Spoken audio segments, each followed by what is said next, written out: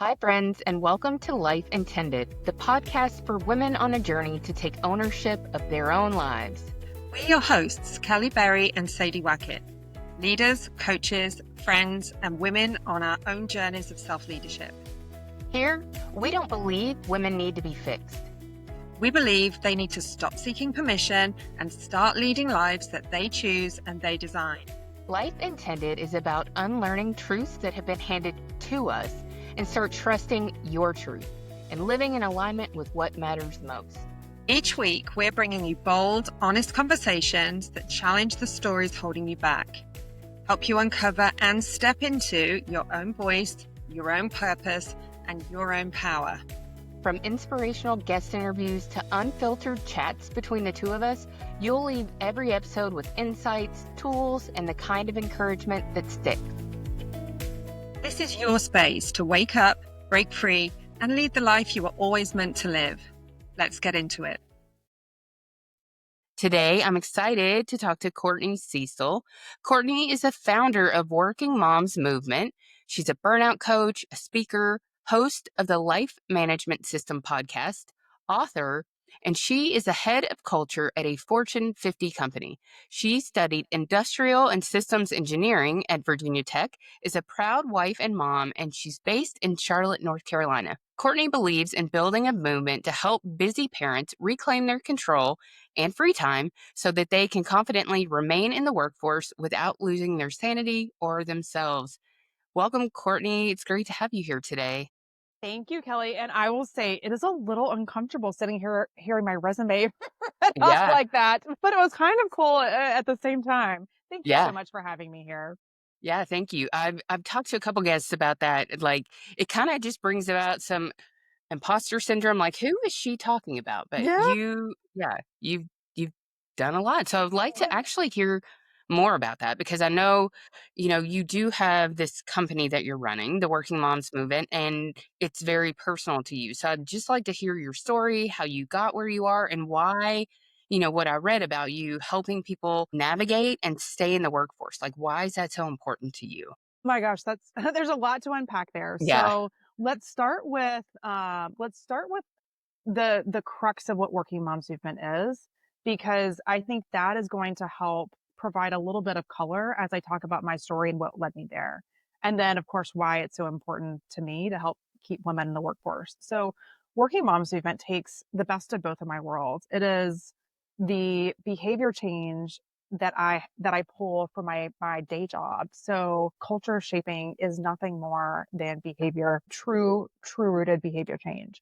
In order to change the culture of an organization, you drive it two ways. One is the top down, the second is the bottom up. And the way you're going to drive it from the bottom up is intrinsically motivating people to do something different. Because when you show up differently, that's going to be felt by your team and then the organization at large. Culture shaping is essentially behavior change, and behavior change is essentially habit change. So one of the things that I work with my clients on is helping them change their habits and help create systems so that that way they can have a more permanent way of doing life. So the systems piece, that's for my industrial and systems engineering background. So ISE, for those that don't know, it's essentially efficiency 101, effectiveness 101. Like, how do I optimize whatever it is that I'm looking at, whatever the quote unquote system is. So as it relates to the business, it's helping working moms specifically. If I'm in my B2C practice, if I am speaking to in my B2B role, working with companies or talking to their employee resource groups or that sort of thing, to working parents at large, it's the same thing. It's how do I help you and the ecosystem around you be more efficient, so that way your career can become more sustainable and you are in a place of power to where you can be more engaged both at home and at work. So the reason that's so important to me is, well, the easy answer is, as a head of culture, the culture space solves for two things. Essentially, it's how do I retain my employees and how do I keep them engaged? So it is just inherently what I geek out on in the day job. But more importantly, I've known what it's like to be ready to throw in the towel. I actually am coming out of the back end of what I'd consider, Kelly, probably borderline PTSD from the workplace. I had an incredibly toxic boss and work environment. Gosh, it's been 7 years ago now. But it took that long to recover from that circumstance. And it was a very unsustainable part of life. So dating back to 2017, I was in a place where I had just had my second kid. I had just moved into a new house. So just a lot of personal stuff going on. And then I took this new job. And this new job was, I was working under a very, he was known for being somewhat of a toxic leader. And I was working 80 hours a week. And there was this moment where my youngest had RSV. He was probably 7 months old at the time. And I worked 80 hours that week, 80 and a half to be exact. And my youngest is just so pathetic, could not breathe. And I couldn't find a half hour to sit there with my son and just hold him and be there to support him. Following the next week, I ended up getting in trouble for the level of results that I got out of that week. But I gave everything away to the workplace, which was so unfair of me and so unfair to my son and my family that I was sacrificing that much of who I was. So the fact that this boss, it tells you the kind of culture I was working under at the time. The fact that I got in trouble for working 80 hours because it wasn't enough is just, that's part of the narrative that is, one, quite frankly, bullshit. There's no reason that should have been the conversation that he had with me. It should have been, thank you. But two, it was my wake up call because I was experiencing some severe PTSD from working in that environment. I wasn't sleeping. And because of that, I developed severe sleep anxiety. I was very unhappy and there was absolutely no balance. So in addition to giving too much of myself away to work in ways that they certainly weren't paying me to do, I was also not able to balance what was going on at home life because I was working so much. And I Hmm. realized that in order to continue my career, I had to figure out how to make things more sustainable. And while that certainly included putting boundaries in place with work, and then that's part of what I do is help women figure out how to put those boundaries in place. But the other thing I had to do was treat my home life like I treat my work life. I had to learn to delegate smarter. I had to learn to create systems that would make sure that I am in a place of time freedom and stress freedom. That way, whatever's going on at work or whatever's going on in my personal life, I know that my home is still cared for and that doesn't have to be the source of stress for me. So that's one of the Hmm. things that I kind of work with moms on. But having been in that circumstance before and felt so broken and helpless, I just feel immensely passionate about saying, you know what? If you do work that much, one, I hope it's something you really enjoy. But two, let me help you figure out how you manage it all to make it sustainable so you don't get to the place of burnout, which is where I was. So you said something in there that kind of caught my attention and made me start thinking, but did you use the phrase like permanent lifestyle? Yes. So I use this term sustainable lifestyle. So I always say Okay.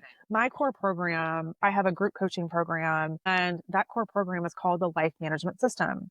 And the life management system, I always say, is just as applicable to a 22-year-old dude as it is a working mom.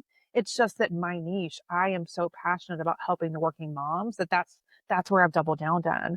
But the point of it is what I teach people is intended to build a sustainable life to where you perpetually feel more in control and more at peace and less stressed and you have more time abundance, whether that be your mental state or the physical state, to make the life management system work for you because that sustainability, like regardless if it's, for example, one of my best friends is a stay-at-home mom and she volunteers a lot. She inherently works as hard as we do, but she doesn't get paid for it. But if she is electing to spend her time in that way, that's fine.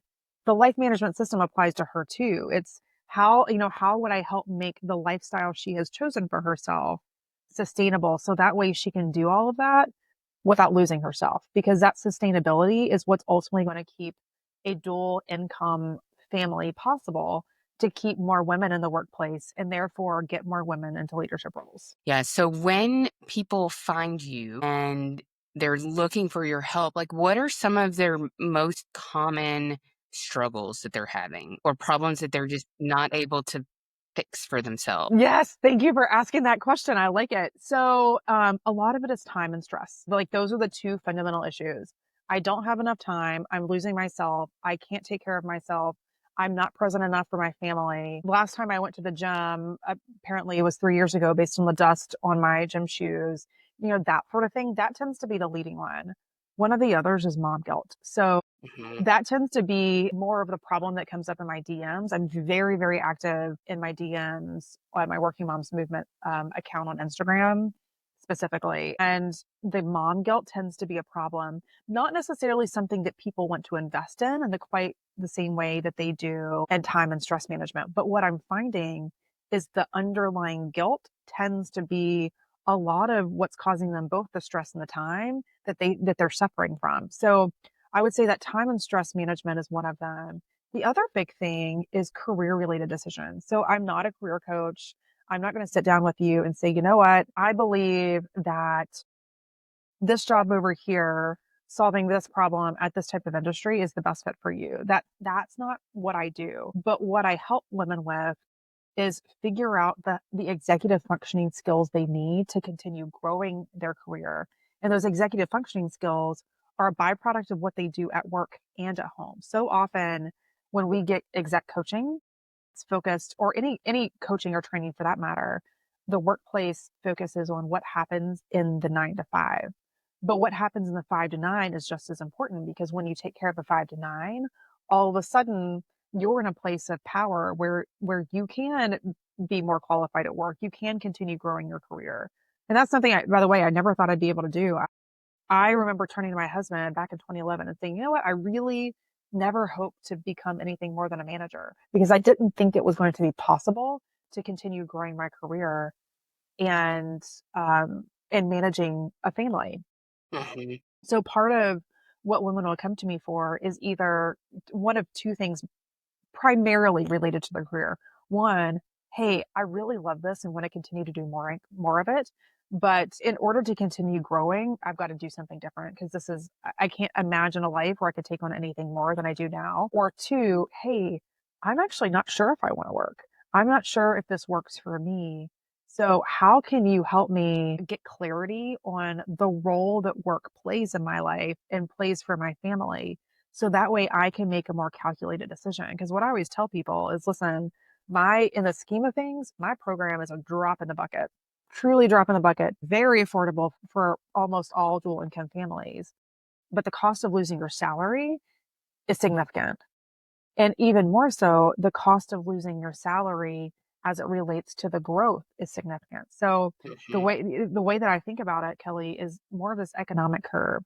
So if I stay in my career an extra 3 years, 5 years, and continue getting promotions and continue growing up in my career, well, that is that much more incremental money that I can outsource and get rid of and delegate at home to make my home life easier. So I'm actually working just as much as I was, but I'm doing less of the bottom feeder kind of work that doesn't actually fill my cup up. So the phrase that I always use is around focusing on your highest and best use. So, like, truly, life intended, that's life intended. When Hmm. you are focused on your highest and best use, you're doing the things that are aligned to your values, are aligned to your skills, and aligned to you being the best person to do them, because it either brings you significant joy or because you're the most qualified. Like, that's life intended. So, helping women get more calculated and more intentional with their decision making, with their actions, with their time is what ultimately leads to that career growth, that career pathing, or the career clarity on the role that their job either enhances or detracts from them personally and their family. Hmm. So, for those in my audience who aren't familiar with executive functioning or what those executive functions are, can you kind of define what that means as it Yes. pertains to like the conversation that you were having? Yeah, yeah. Thanks for calling that out. So I would say executive functioning is truly the ability to perform at a higher level. It is the polish. It is the ability to manage the workload, which happens for anybody that's had more than one kid. It's a perfect analogy. You, and probably the best analogy to make it tangible.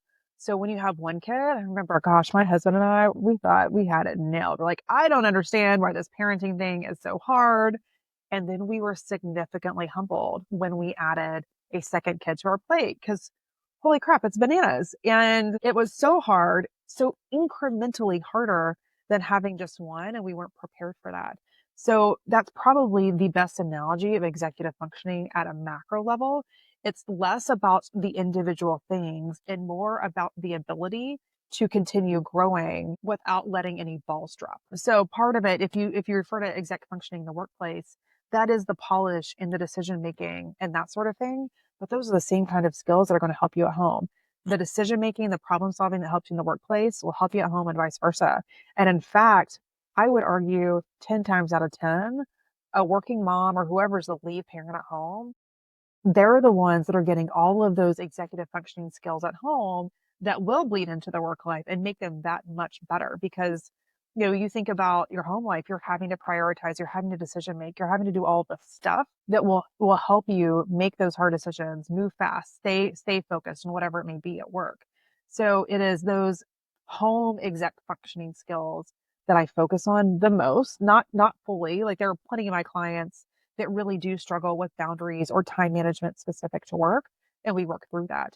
But I would say three-quarters of them, the problems they think it's work, but it actually is what's happening at home in ways that they just don't realize. It's the kind of the decision making or the lack of intentional decision making that is permeating all parts of their life. Yeah.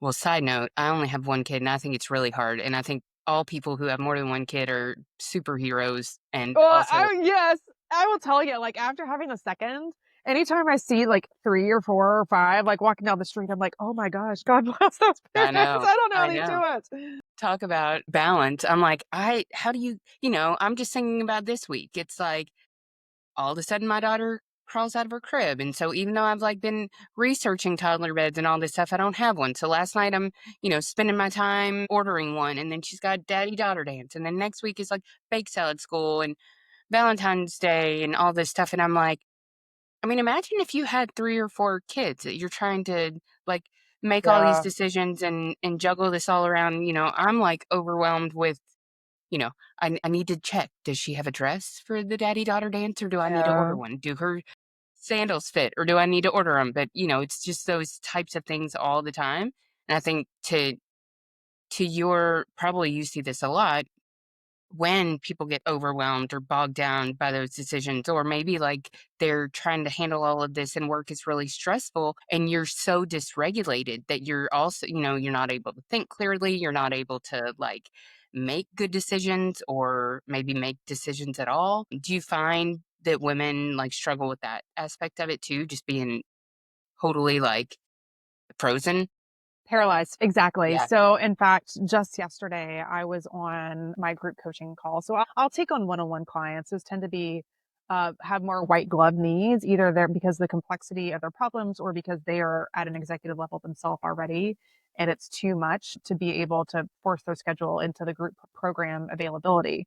But in the group program, one of my clients just yesterday was exactly what you're describing, completely paralyzed from being able to make a decision because her life is so saturated. She doesn't even know where to begin. So Hmm. one of the things that I do and the way that I start this is, hey, we're going to start 60 minutes outside the group program. We're going to get really deep with you and your specific schedule, your specific problems.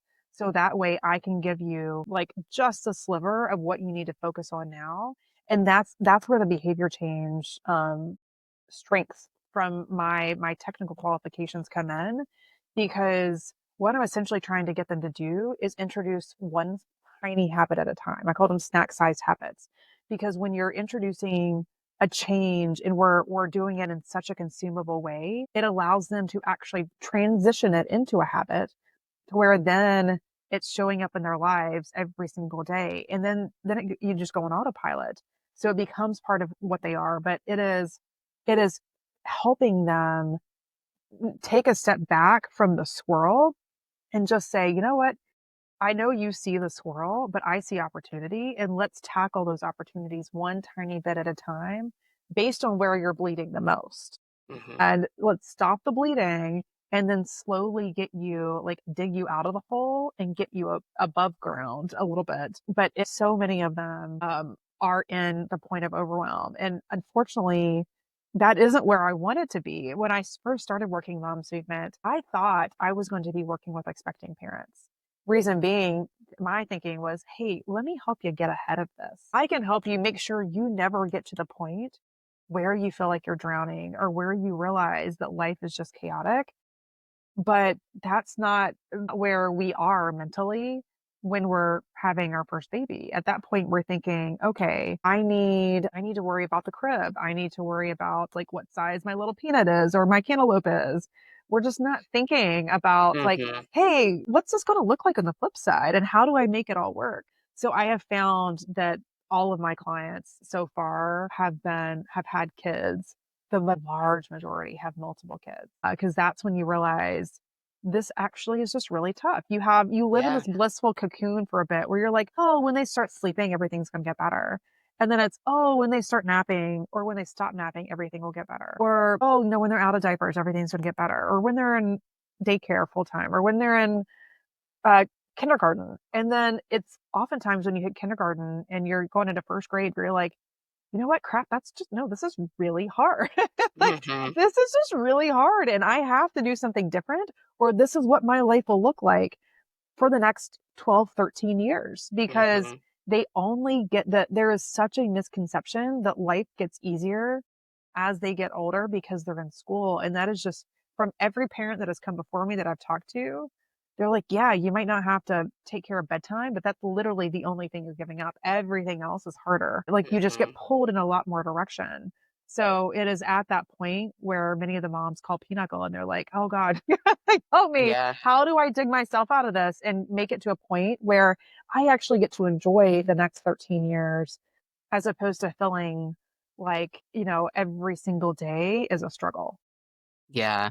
Yeah. I totally get that. It's almost like that you don't know what you don't know Yeah. type of thing, you know? It's like, Yeah. yeah, it would be great if like part of what we thought about when we were getting ready to have a baby are all of the things, but it's like you can really only tackle. You think that the stage that you're in is the hardest stage, but then you get to the next stage and you realize it's harder and it just keeps Yeah. going and going Yeah. and going Yeah. after that, Yep. for But sure. every single one of them is so much fun. And that's one Hmm. thing my parents always told me is they're like, really enjoy the stage you're in. My dad said he had a tendency when we were growing up to get really excited about the next one.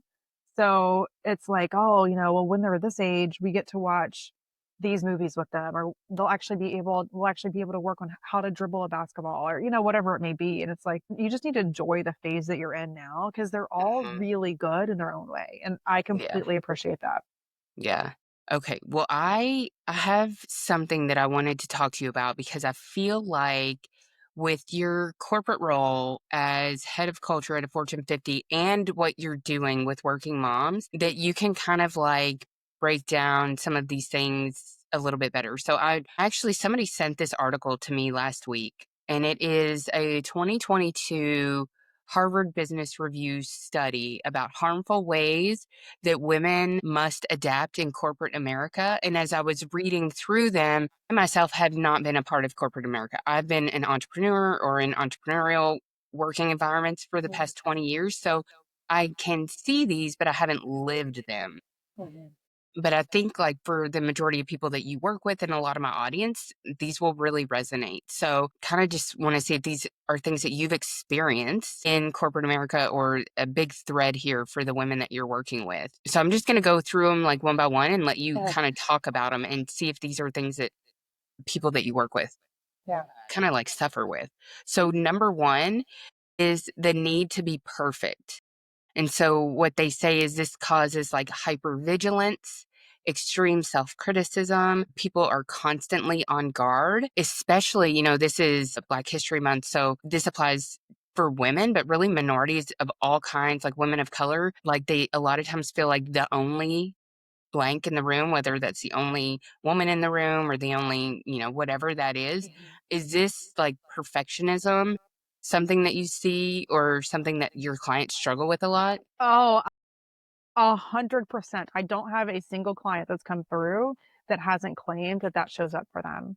Yeah. Now, to your point, a lot of the more entrepreneurial type clients are a little bit different, but I would say of all of the corporate, like in spades, it wasn't, this was a big insight for me.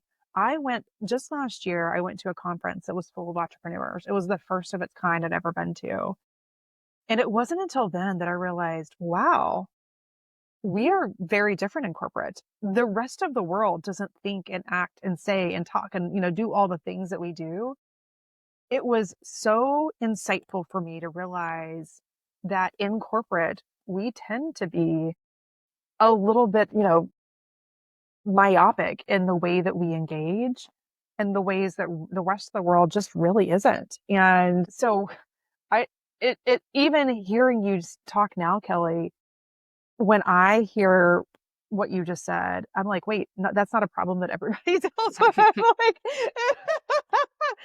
um, yes, it is. And I do believe that it's probably the minorities, of which I have often been one. As an engineer, as a female engineer, it shows up like that has very much been a part of my life. And I think a lot of it goes back to the fact that we feel like in order to compete at the same level of standards, we have no grace granted to us Mhm. because there is some unintentional bias that is applied simply because we think process very differently.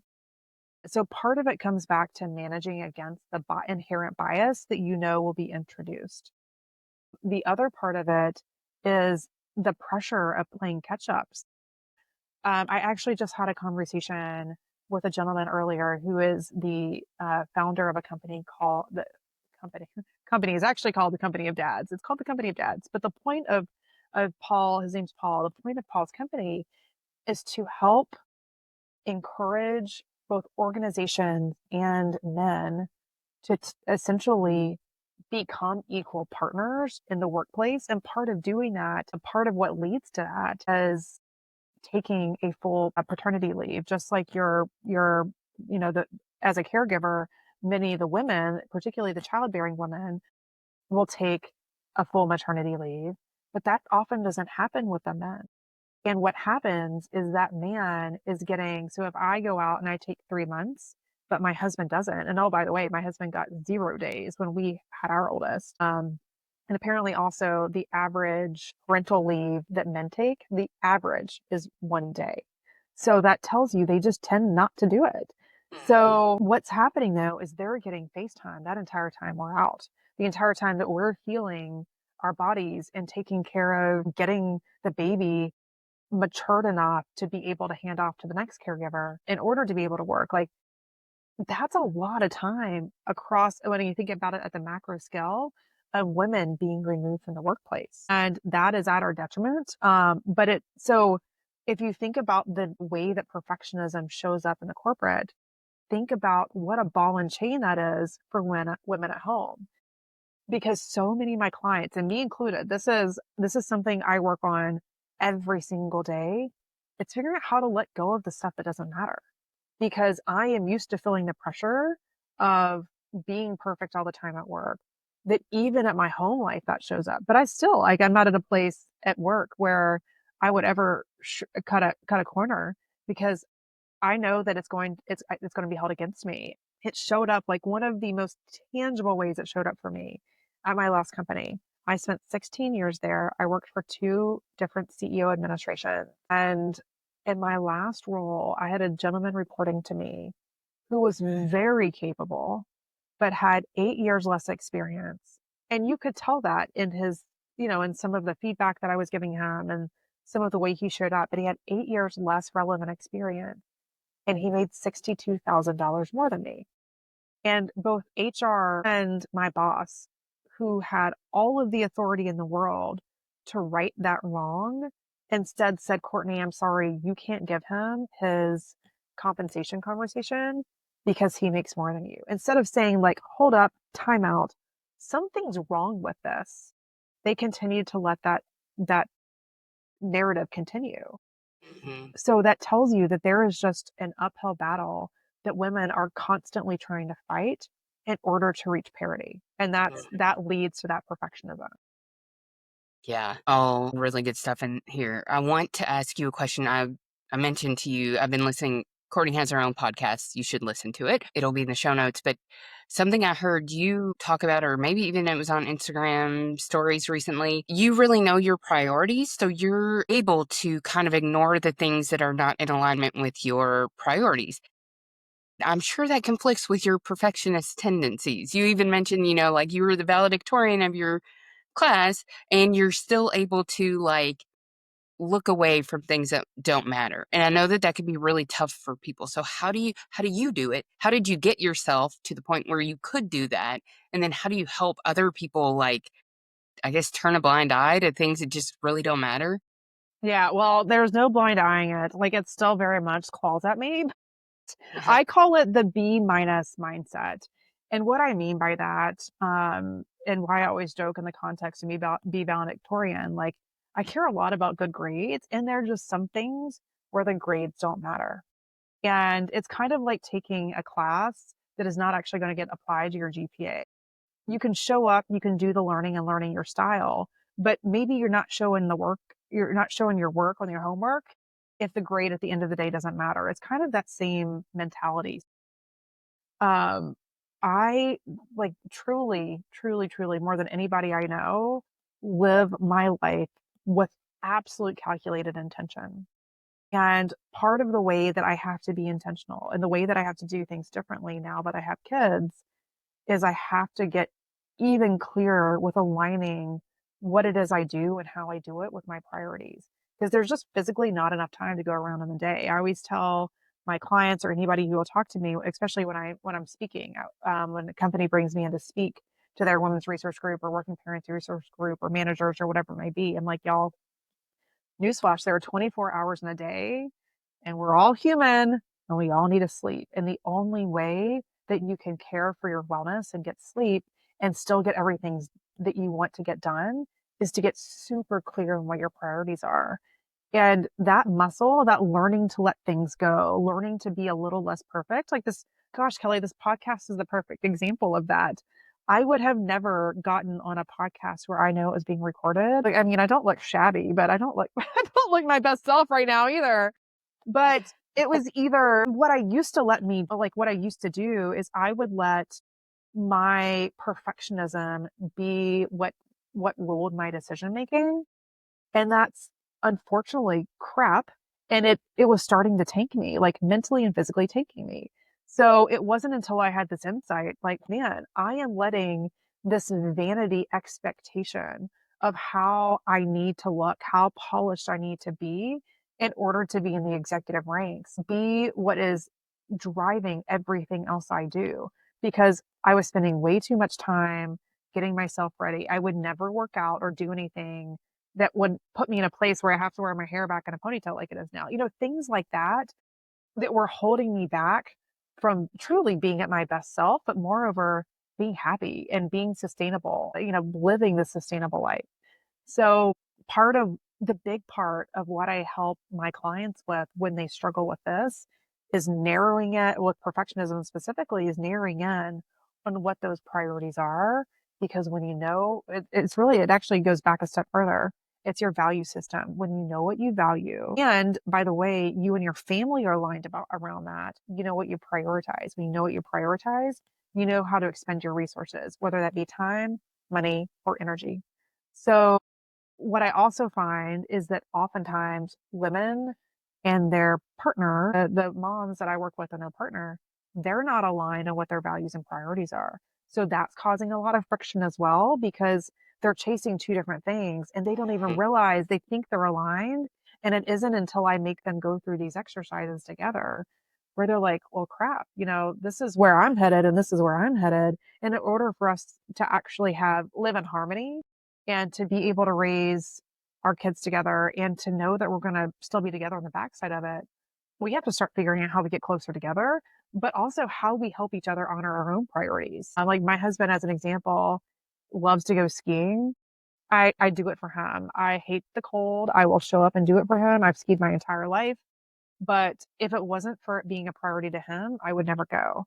And Uh-huh. because he loves to go, I'm also going to support him going out. He's flying out west too. So we went skiing as a family, and then he'll take two other trips this season before the season's out. And I'm going to make sure he's able to do that. But he also knows this business is important to me. So when it comes to doing things around the house and taking on, as for an example, this weekend and most weekends, we have birthday parties and basketball and soccer and football and all the things.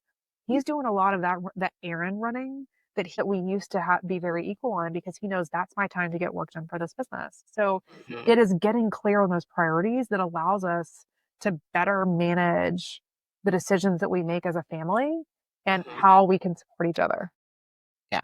Teamwork for sure. Teamwork makes the Yeah. dream work. Yeah. Okay, so that was just number 1, perfectionism.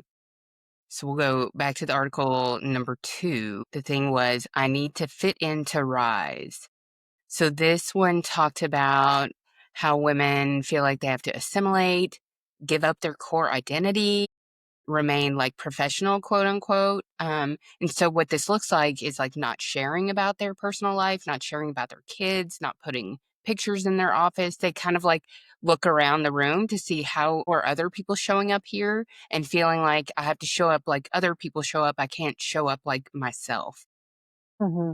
Yeah, that is thankfully becoming more antiquated, but still very much a norm. I think that one of the best things the DE&I movement has had has been allowing people a little bit more breathing room to not show up as like this harmonious robot. So having Black people, women particularly, being able to wear their authentic hair as opposed to feeling like the weaves need to be there, allowing our LGBT community to lean in to their natural, whatever style they feel more comfortable with. That kind of that kind of physical presence is is actually encouraged now in the workplace in ways that it never used to be. I remember my first day on the job though. Granted, this was in 2007. Like my first day in corporate, I was in manufacturing before that. My first day in corporate, we're getting talks about things like make sure that your pants always extend beyond your ankles. No ankle showing. Make sure that if you have multiple piercings, you only wear one ear piercing. And as you can see, Kelly, like I've got two ear piercings. They're very professional. And it's just my stud and then a hoop. That's what I wear every day. But that's the type of feedback we're getting circa 2007. Mm-hmm. I would say that yes, it is women as a whole are expected to show up at work like they have no home life. Mm-hmm. And that all the things that we do are in support of serving the company. And that's exactly when I go back to that story of why I started Working Moms Movement. The reason that I did is I was expected to not have a family. In fact, the fact that I had this 7-month-old baby at home that had RSV, that's not an excuse to work less than 80 hours. That's crap. That's Mm-hmm. absolute crap. So I would say thankfully that is a lot more normalized now. It's not nearly as bad as it was 15, 20 years ago, but it's still going to take another 15, 20 years for things to look really different. Yeah. Yeah. Yeah. And I think personally, my experience before having a child and after having a child, I think for whatever reason, like I didn't understand what it took to be a mom and the amount of like brain cells that you no longer have and all of the directions that your mind is going. And so hopefully people like you who are bringing more attention to this and people who are really, I guess, championing for people to be treated like people in the workplace instead of like robots, we'll see a big change with this as well. But I think, to expect anybody to be able to show up in complete service of the company and like they don't have a personal life is pretty unreasonable. Yeah, it is. And thankfully, it is people, we're putting a lot more emphasis, particularly post pandemic, on Hmm. just acknowledging that, yeah, people do have another life. So I think the pandemic actually helped accelerate the normalization of work life integration Hmm. as opposed to work life balance. I'm a big believer in work life integration because it allows you to be seen as human and for people to be empathetic with you having other priorities that are not always your job. I'm also gosh, it was like 2 weeks ago, Kelly. I was commuting, I was traveling to Des Moines, Iowa for work. And I looked around the room. I was like, huh, I am legitimately the only executive in this room that is married with kids. So it is sending the message that not only, like, to get to those levels, not only can you not have kids, you can't even be married. Mm-hmm. So it was it is that kind of environment that I am trying to solve for, because Mm-hmm. until we get more working parents or primary caregivers, so I would say, there's no stronger advocate than a man who is a parent and the primary caregiver himself. They are the strongest advocates we've got. But it's not until more primary caregivers get into the role of leadership that we start really breaking down some of the walls that are permeating and perpetuating some of these things you're talking about. Yeah. Yep, I could totally see that. Okay, number 3, I know you'll have something to say about this because I've heard you talk about this one as well. So the next one is I need to sacrifice to succeed. So people feel like they have to engage beyond their scope of work to the point that they're not paying attention to like what their bodies are telling them, what their stress levels telling them, what their relationships are telling them. It looks like a lot of different things for a lot of people, but essentially it's like my job is not enough. I have to do more than just what I'm responsible for. Yes, and it's like being in an abusive relationship. That is very much a problem, particularly for women, because we feel it goes back to that perfectionism thing. We feel like we have to be 100% at our best all the time in order to be seen and be recognized. And I will say, if we're going to be honest, there are times that in order to get that exceeds expectation at performance reviews, or in order to get the promotion, your year is going to look different, and maybe that year's a sacrifice. But for that to be the norm, that is Mhm, unhealthy and unsustainable. And that is absolutely where I was. My boss, he was the CEO, ironically, the last one I reported to, always gave me feedback in my performance review. He said, Courtney, you need to learn how to turn down your volume dial. Like, your knob is turned all the way up. Like, how do you get it somewhere in the middle? So you're still doing a job well enough that it's protecting your brand and will continue to allow and present you some of the big opportunities you've gotten, but to have your volume dial up all the time, something's not working. Something's broken. And I have found that like a lot of that looks like inefficient work. It looks like boundary problems. It looks like negotiation. A lot of women don't know how to negotiate their work boundaries. So I always tell people, like, the simplest thing you can do is tell your manager, like, look, I've got these two things on my plate. I only have enough capacity to do one of them. Which one of them is important to you? You get to choose. You get to choose out of these two things which gets done, but there's only one of them is going to get done. Because so often our bosses will come to us and just ask us to do more and do more and do more. And guess what? The more that we're asked and the more we take on, the more you're going to get. It's like the gift that mhm, keeps on giving. mm, So you have to start putting up you have the agency to put up your boundaries. You have the capability of having those conversations with your manager to say, listen, this cup is overflowing. Something's got to give in order to get things to get done. But often as women, we don't have those conversations. It's like having what I just talked about, my direct report with significantly less experience than me, making materially more money. It was completely within my realm of responsibility to have that conversation with both HR and with my boss who knew about it, to say, hold up a tick. Something's not right here. And I didn't know, thankfully this gentleman is I'm good friends with now. So I do know what that magic number was. And 62 is a lot of freaking money. yeah, At the time, I didn't realize what it was, but I also just underappreciated that was my problem to solve for as much as it was theirs. I never mhm, once said, hold on, like, something's not right here. We need to talk about what you just said and figure out how we can make this more equitable. I never did that.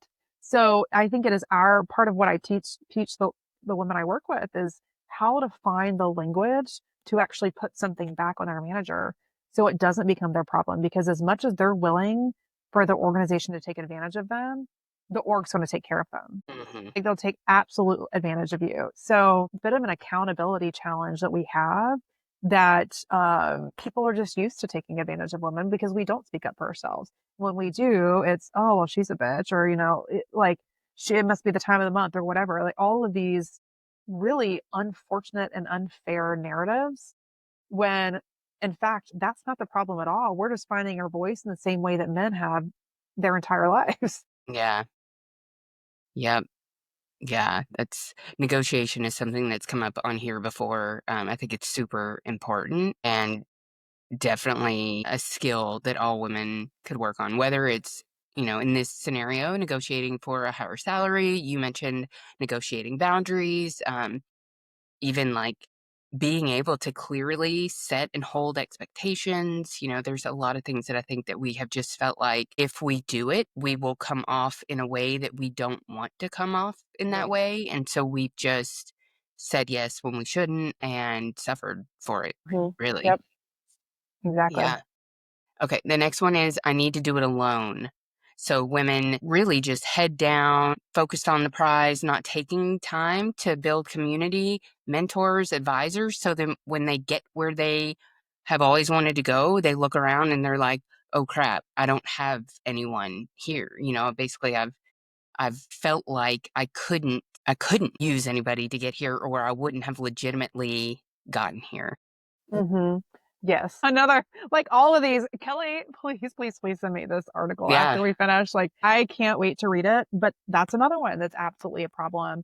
And in fact, it's so much a problem that that's what shows up in their home life. So one of the things that I help women, one of the big solutions that I help women with is learning how to delegate at home because we're just used to taking on so much and more and more and more. And moms Hmm. are inherently selfless. I don't care if you were just a birth mother and then gave the baby up for adoption, like you just carried a child for 9 months. There's something even from the very beginning inherently selfless about moms. But yet that selflessness tends to continue to be the same thing that makes us drown. So teaching women and helping them figure out how to break the cycle of the solitude type of work where the warrior, it's almost like you have to be everybody's savior. No, you don't. You're responsible for yourself and that's it. You're not even so often as our kids grow up, we also have tendencies to still continue to try to be their savior. And that's not our job. Our job is to raise them to be highly functioning contributors to society. It's to be able to teach them how to vacuum instead of feeling like we always have to be the one that vacuums ourselves, or whatever, or to Hmm. fold their clothes or whatever it may be. So one of the things that I work a lot with my clients on is learning how to delegate at home, whether that be to your kids, to your partner, or outside the house. I'm a huge believer in a house manager. It has truly saved my sanity. I teach women how do you hire a house manager for cheap? Where do you find them? What questions do you need to ask in the interview? What flags do you need to look out for? How do you find somebody that's going to stick with you? It's going to show up every day for years to make your life easier. And what type of stuff do you get rid of?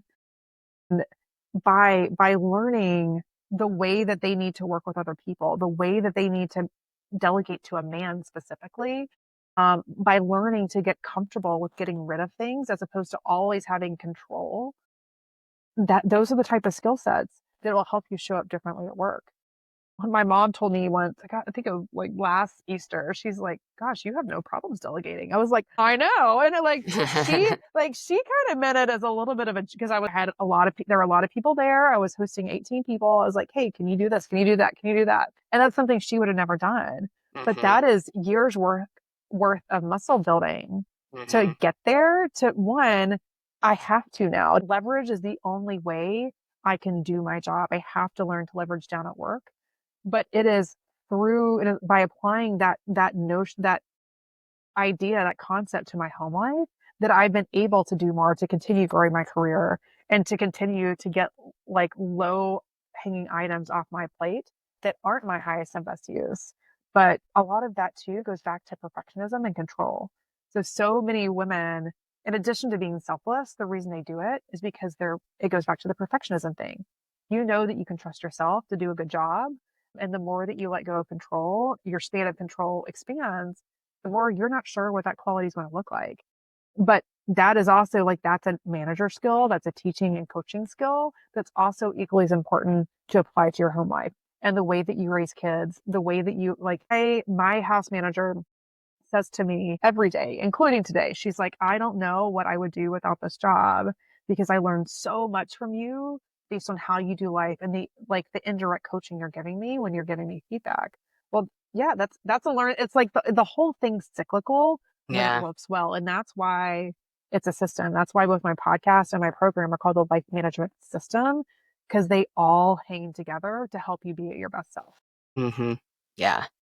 Yep. That's really good. And I think that, they're all gonna sum up in this fifth one and basically like your whole entire mission. But basically women have been led to believe that success means having it all, where women feel like they have lost all sense of balance, that we have to be able to work and do all the things. Like we can't outsource because then we're not doing it all. We're doing childcare, house care, house management, all of the things. And success means being able to do all of the things, do them all well, and make it look like you're not doing any of Yeah. Yes, you're exactly right. This is the very thing that I help women with.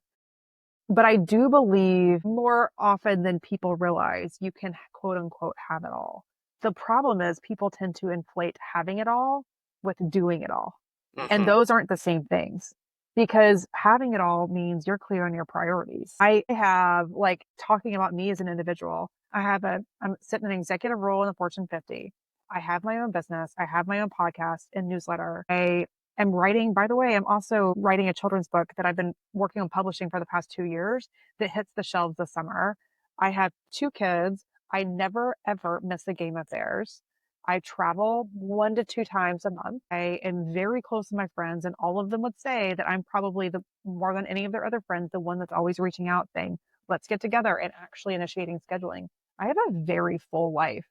So in my mind, I get to do it all, or I get to have it all, I should say, but I don't do it all. I'm Yeah. not the one enabling all of this stuff in the periphery. And that's what having a good life management system looks like, where your life is working for you as opposed to you being a slave to having to do all the things yourself. So you get to concentrate more on the things that bring you joy and being present in the moment with them as opposed to constantly feeling like you were on this rat race of having to check off your to-do list, where your to-do list becomes what manages your life instead of Hmm. you managing your life. Yeah. Yep. I think that sums it all up perfectly. Like having it all doesn't mean doing it all. Yep. Yeah, I love that. This has been awesome, Courtney. So much good stuff in there. I love the B minus life. I love the outsourcing. I know there's takeaways for everybody. And what I want is for people to be able to find you. So can you tell everyone where can they find you? Where can they listen to your podcast? What do you have going on? All of the I things. would love that. So let's start with the podcast. It's called the Life Management System. I have designed it to be short, snack sized, like get in, get out. They're between 8 to 18 minutes. And we try to go really deep on one topic to where you're able to get a couple tactical lessons that you can apply, try on for size, that sort of thing. So the Life Management System is on Apple and Spotify and Amazon Music and iHeartRadio and YouTube. So you can get that there. I'm also incredibly active in the DMs on Instagram.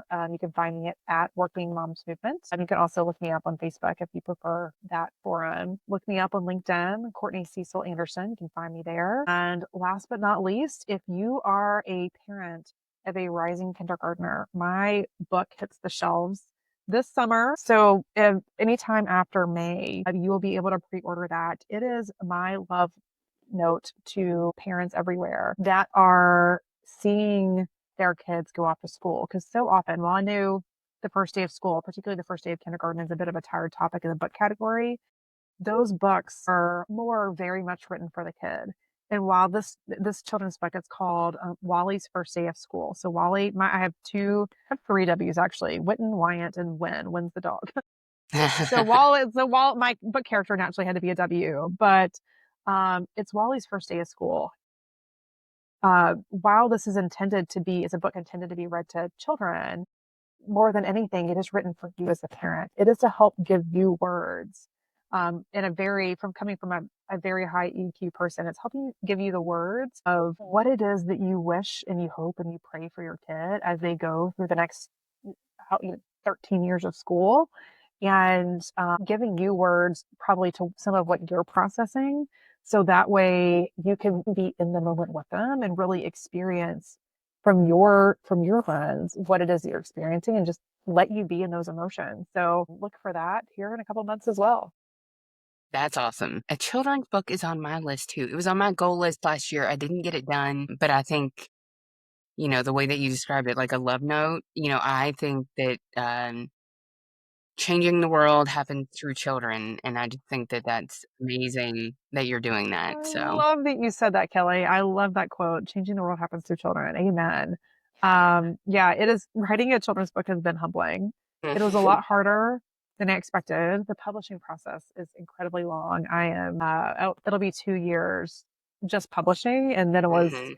not to mention the 6 months of writing and rewriting and getting feedback and that sort of thing before even going to query publishers. So it's been a humbling process, but Yeah. we're almost there. Well, congratulations. That's awesome. And follow Courtney so you can be notified when that happens and you Yes, can get a book. yes. Amazing. Great. Well, thank you so much for being here, sharing your time, your talents, and your wisdom with all of us. I know it's going to be super helpful. And she did mention that she's on social and her podcast. She does give extremely tactical information. Everything, her newsletter, everything has something that you can actually try or take and implement and see if it works for you. So I would encourage you to find her and follow her. Thank you so much for having me, Kelly. Thank you. And we'll talk soon. Thanks for being here. Bye. Thanks for listening to Life Intended. If something from this episode landed with you, stirred something up, or gave you a new perspective, share it, tag us, leave a review. That's how this work reaches more women who really need it. Life Intended is more than just a podcast. It's a movement back to self-trust, personal power, and living with intention. We're just getting started. So keep showing up, keep tuning in. If you're ready for more support on your path, head to lifeintended.co. We've got tools, community, and programs to meet you where you are. Until next time.